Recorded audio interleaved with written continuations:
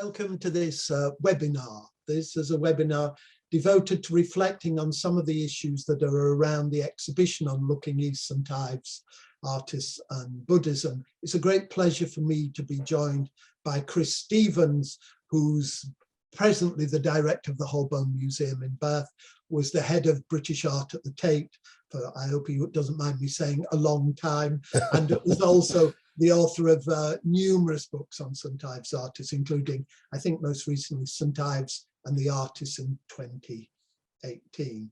Chris, welcome very much. And I'm also delighted to welcome Nicholas Orchard, who's the head of British art at Christie's, but he's also still involved in corporate art collections, and because I've seen him do it, a rather nifty and very good auctioneer. So, you know, it's a great pleasure to have two people who sadly know a lot more about St Ives art than I do. I want to begin, Chris, if I may, by asking you, because we're talking to an audience largely here who doesn't know St Ives art. You know, the Tate set up a museum in St Ives in '93. That was a sign of the place's importance. But in the post-war period, I always think it's wonderful that in the 1950s, Mark Rothko, the great American abstract painter, should travel to St Ives, but so should D.T. Suzuki, the great Buddhist scholar. I'm right in thinking in the 50s, it was an international art hub, the St Ives.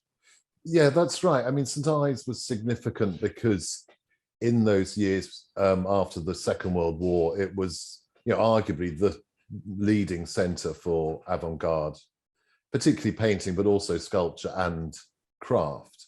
And the internationalism, I think, came from a sort of unique combination of factors. That the reason that school was there was the migration there at the beginning of the Second World War of the three leading kind of British-based international figures, Ben Nicholson, Nam Gabo, and Barbara Hepworth, had all been part of a, you know, transatlantic abstract art movement that included Alexander Calder and Mondrian and others.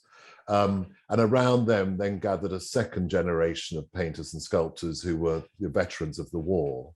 But the other key presence there, going back longer to the 20s, was Bernard Leach, who was the leading ceramic artist, potter in Britain, indisputably, and had, you know, played a key role in reviving traditional ceramic practices in Britain, but also in Japan previously.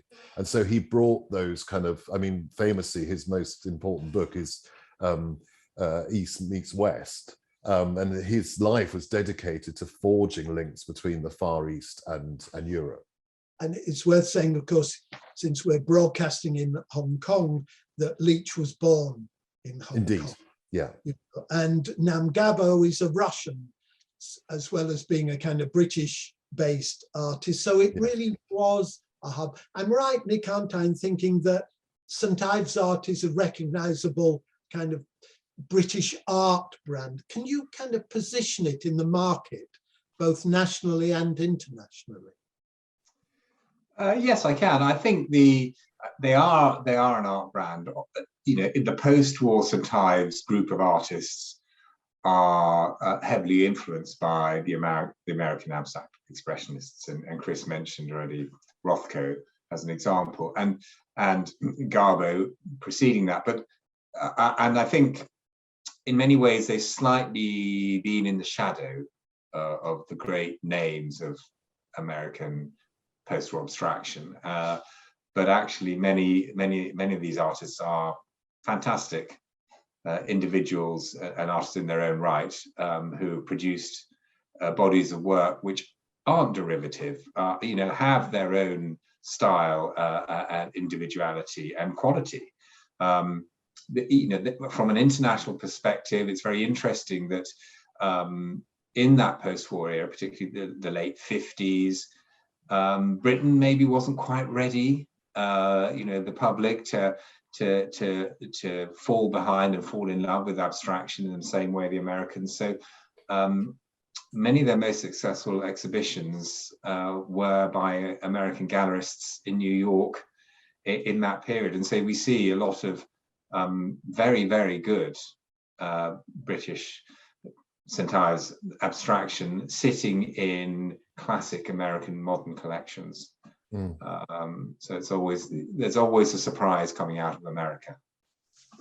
And I think it's very interesting what you say about the shadow of Americans, Nick, because of course the Guggenheim recently did a show that showed that abstract expressionism was indebted itself to Chinese art and to Asian art. So it's an interesting kind of conversation that's going on between Asia, America, and Britain, or maybe Europe. And Chris, I'm right in saying that the Suzuki presence and Bernard Leach suggests that the Asian connection in St Ives was important, maybe neglected, but important.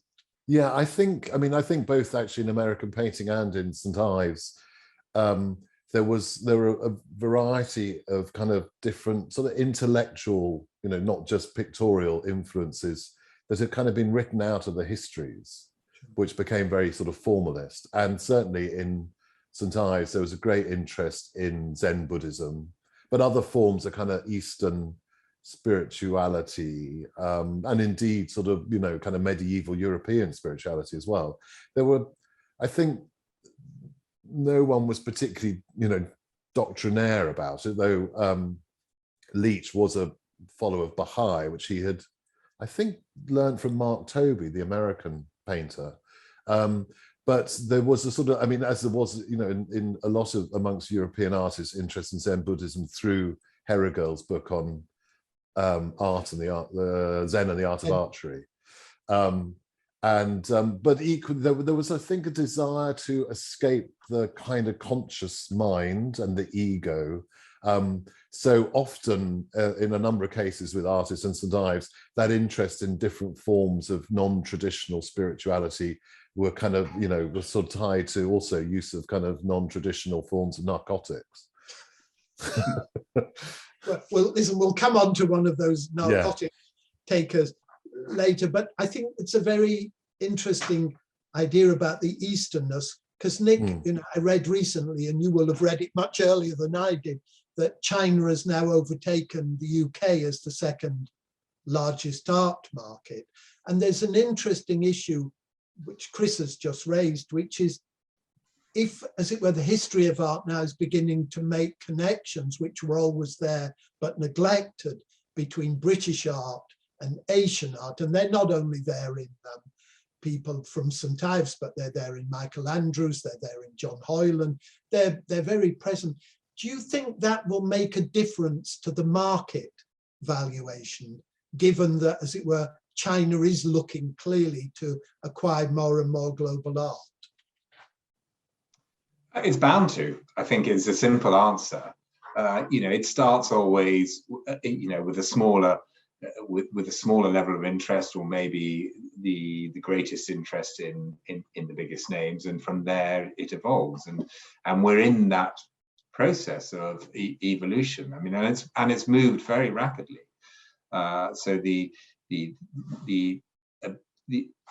Japanese have been looking at Western art for quite a few decades now, but there's a whole new group of Asian collectors, I think, to put it quite broadly, who have emerged in the last 20 years and who are making an enormous difference. And in many ways, it's very positive. It's not just about from a commercial perspective that the market is now broader.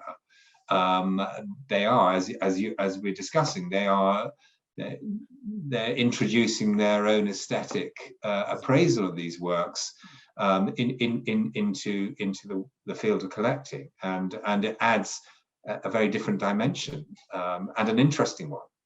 And of course, the process of internationalizing these artists further is only a good thing, because of course we also hope that there's a cross-pollination both ways. So it's not just static at our end now, but something more dynamic.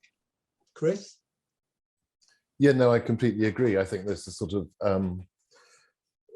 one of the things that sort of underpins St Ives art is a kind of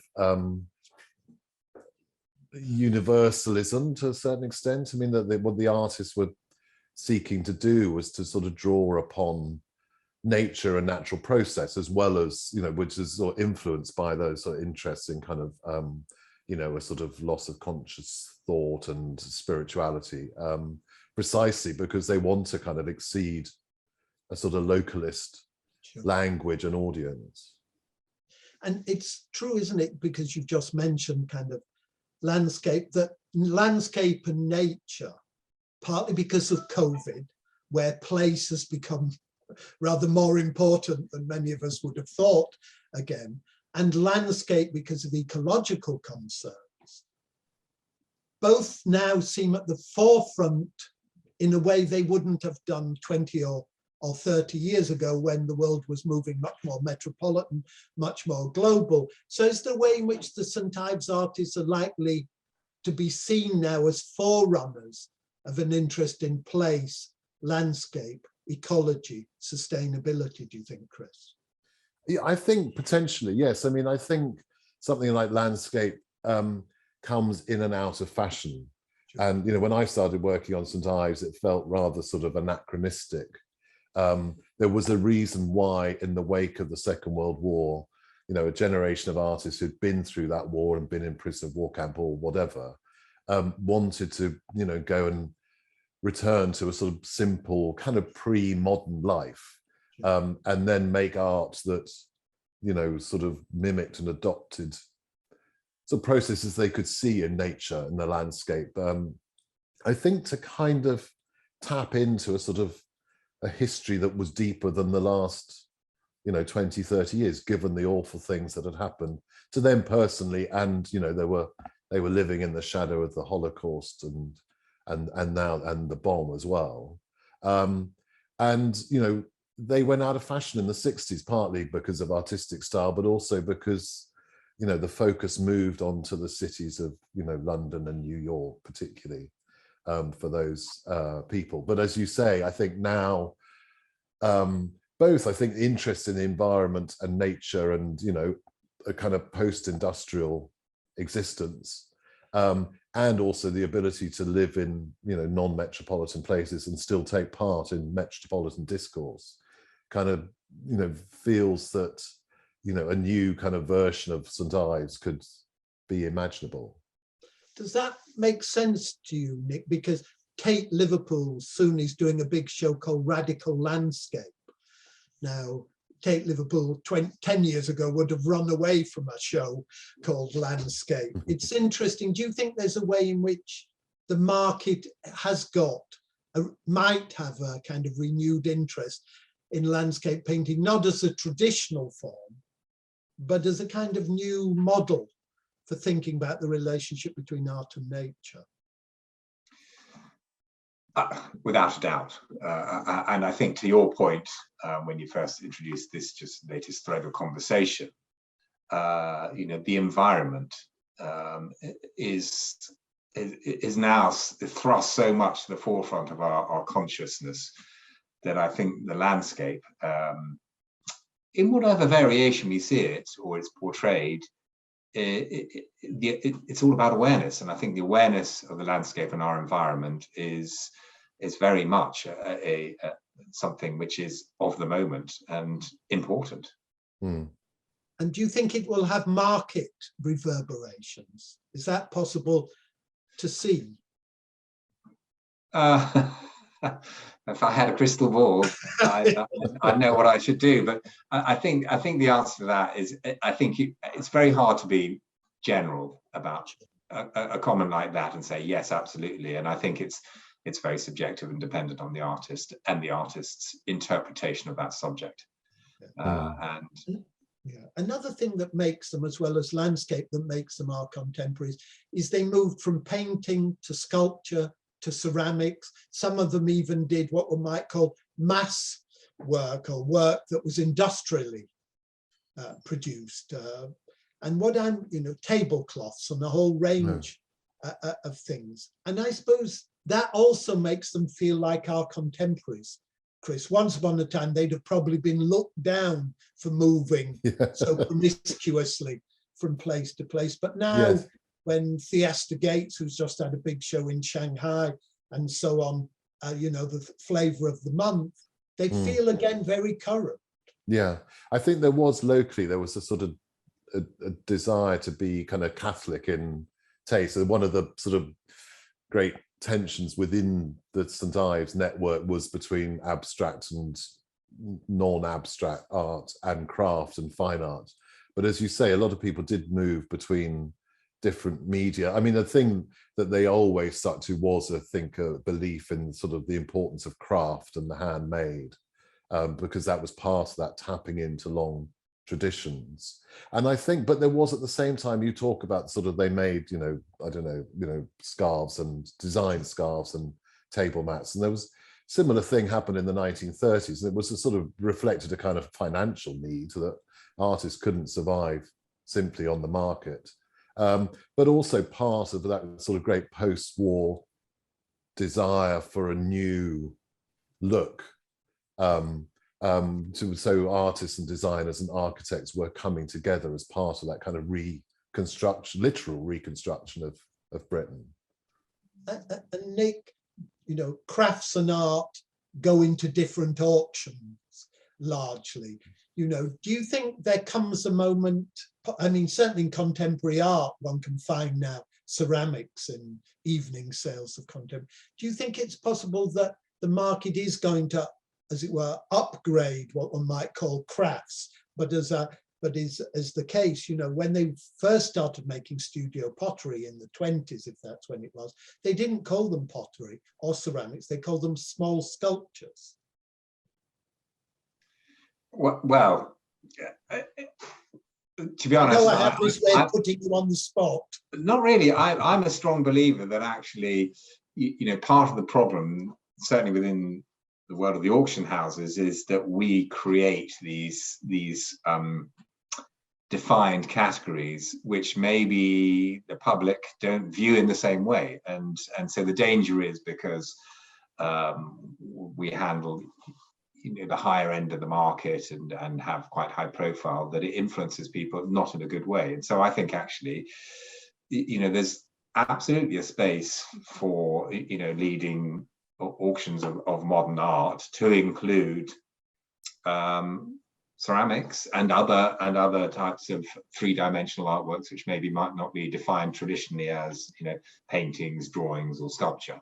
And we as in, I say we as in we, the auction houses, have maybe taken not the right approach, you know, with a longer term view that we have the benefit of now. And actually, I think you'll see that changing. And you already talk about, you see works, you know, ceramics and things like that turning up in contemporary sales, and I think you'll see them in modern British sales more as well. I think it's a natural progression, and it's the right way to be going.